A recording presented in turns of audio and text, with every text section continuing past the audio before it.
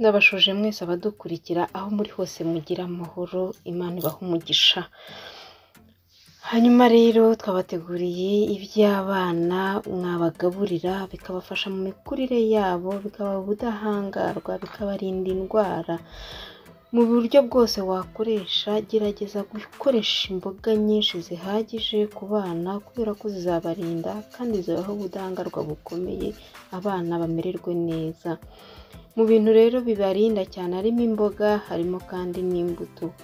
Imboga rero usanga abana batazikunda kandi mu by'ukuri zibafitiye akamaro gakomeye mu kubaha imbaraga mu buzima n'ubudahangarwa. Nabateguriye rero icyo bita situmpu ya karoti.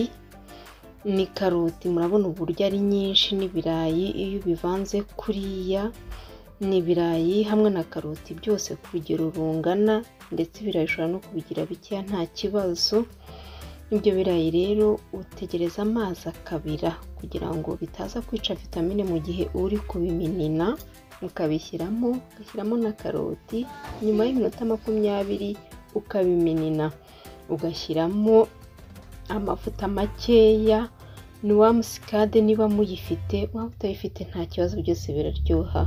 Amata kandi nayo makeya, warangiza ukabikora kuriya muri kubibona, mwakoresha akamamiyo, mwakoresha icyo mushoboye byose mukabinomba. Abana barabikunda cyane. Mugira amahoro, ubuzima bwiza. Ndabashimiye.